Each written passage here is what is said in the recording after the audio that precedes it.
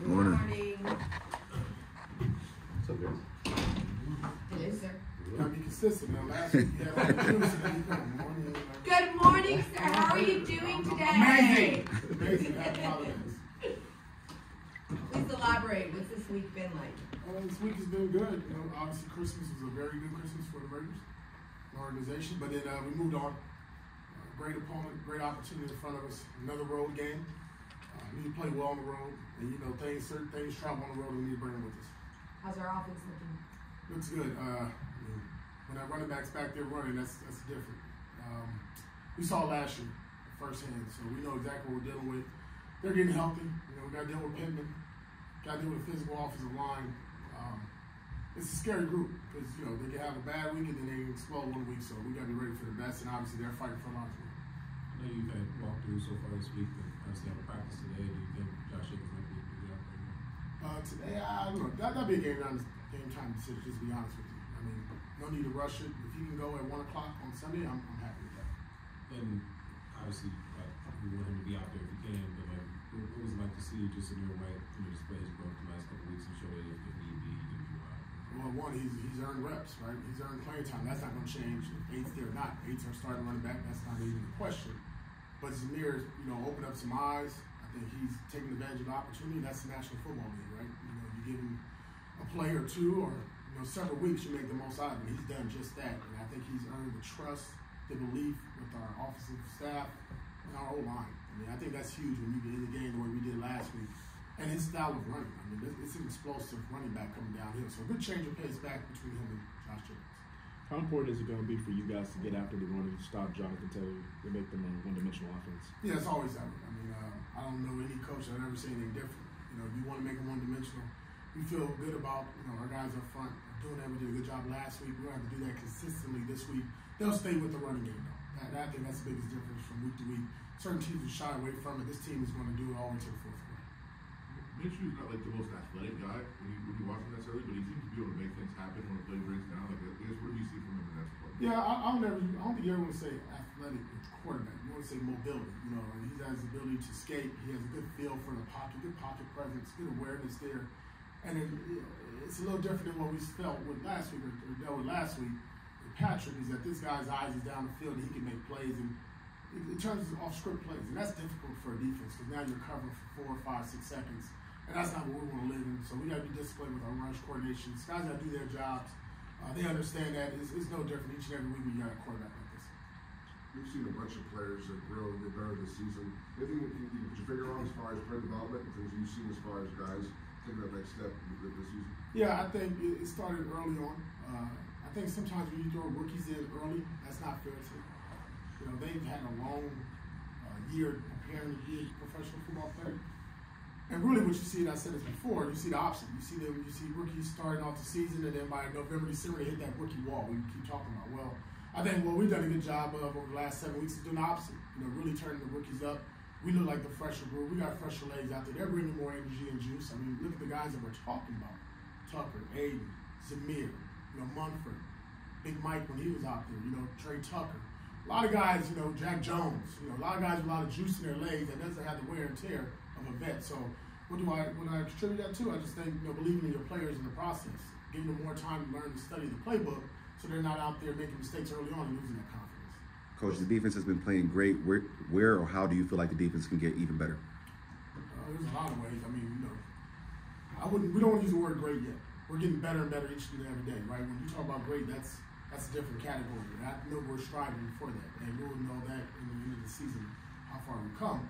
What do I contribute that to is guys really buying in and believing. Remember day one when I first stood here, I said my goal and what my challenge was to matches max energy. Well, now I think you're seeing our defense match max energy and effort, and now production. And you're seeing that. First maybe it was just Robert Spillane. Okay, now it's a couple other guys. Now you're seeing 11 bad boys hunting each and every play. Now it's a race to the ball, right? Now I call it roll call the ball. Get 11 hats to the ball, everybody getting the family picture. So for me, it's very satisfying to see them buy into that, of what we talked about with the effort and matching your best players. Max's job is to bring all those guys along and keep striving to stay in front. That's what we want. And when we get that, you get the product that you get on the field. What's the fine line between coaching a player tough and loving on them? And, if they make a mistake, just kind of coaching them up and then at the same time showing them that love? Well, I don't think it's tough. I think it's truth. Just give the players truth, man. Tell me the truth. AP, you suck. Cool. That's how you feel now. I get it. I gotta get better. You tell a player, hey, that was a bad play. Take the gray out of it. Just this is what it was. This is good or bad. And I think most professionals, let me say that word really clear, professionals understand that. And once you get a bunch of grown men that learn how to be professionals in this sport, you can handle both the love-hate relationship. Have you found that that's been something that these guys embrace in that locker room? Is that truth? Yeah, I mean, that's been day one. I mean, I don't sugarcoat nothing. I mean, it is what it is. It comes out how it comes out. Sometimes you gotta bleep it out, but you get the point, right? I think they get the point, but they also know I'm gonna love them like no other. You know what I mean? I can be their biggest cheerleader, I can be their biggest critic. It's not gonna be no break. You mentioned Michael Mayer also. Where is he in terms of his recovery? And do you think he can be able to play? No, he'll be out. He'll be out more than likely. How's Aiden handled this past week as far as, last week, last week, course, completions? How's he, I mean, because he's even cute, how's he done this week, and what's been your message to him this week? Yeah, just get better. I mean, look, life of a rookie, I keep talking about that.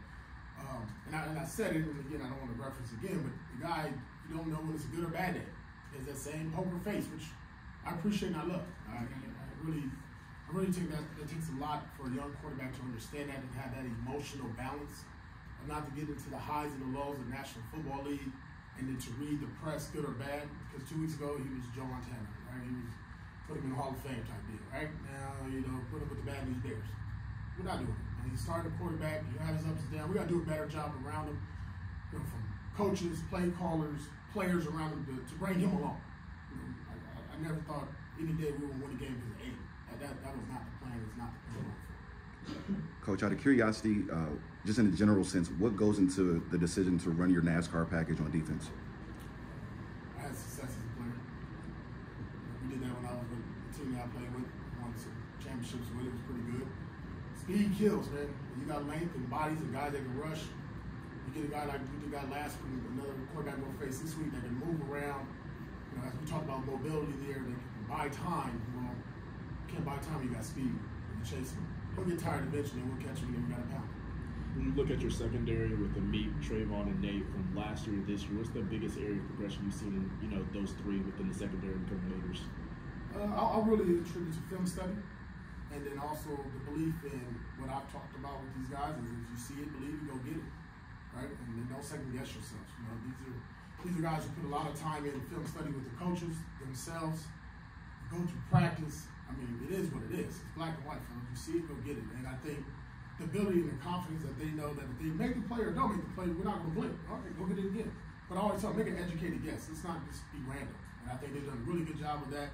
When they see stuff triggering in the running game and obviously the pass game, we've had some great opportunities either intercept the ball or punch it out. Coach, you mentioned how disrespectful it was when people asked the players what they were playing for recently. Well, now, mathematically, you're in a position where you could potentially even win the division out. How does it feel to have been able to come into this team and turn things around where, anything's possible? Yeah, I think just belief. We talked about it, just handling what we can handle, what's right in front of us. Remember, I think the first thing I did, I pointed that big mirror, the front mirror in front of us, the window in front of us, and just looking forward and not looking back. Our message this week is horse blinders. Look at the Kentucky Derby, look at the great races. Don't look back, don't look on the side, right or left, just look right in front of you and make it real narrow, right? Tunnel vision. We know what's in front of us. We know what we're all chasing. We want to play in the month of January. We want to get a ticket to the dance as well, right? So, but how do we do that? We got to handle business this week in Indy and handle these Colts, and that's our main goal. We're not going to score a word watch. We're not going to do it. We're not even talking about it. I get it. Appreciate everybody informing us, but that's not our focus. Go back to film study real quick. Nate said in the locker room yesterday that Jack Jones studies film like no other. Like he kind of broke it down for him. What about Jack just breaks that down and allows him to be the guy he is? Yeah, when Jack was younger, we had a lot of study hall at Long Beach Public. You know what I mean? Like, office hours led into watching the film. The way Jack was as a player and person. So he's learned at a young age that film is important. He's carried that into his now professional career. It's good to see. You really want that in a lot of players. All of us should be a student of the game. This is our job, right? This is your job to know it. It's your job. Nobody else, right? I can tell you all the information, but it's your job as a professional to go there and do what you need to do to get yourself ready and prepared to play. And he's done that, obviously, the last 2 or 3 weeks by his performance. That's got to continue. But you'd like to see everybody doing it. Nate's talking about talking with Jack, and I said, Jack, why you not bringing Nate? Why you not bringing me? Where's the rest of the DBs? All the corners should be there. We should all be seeing the same thing, right? You know what this building is? It's silver and black. We should all see the same colors. Don't make up any other new colors and new skins. Okay, good. All right. Thank you. Because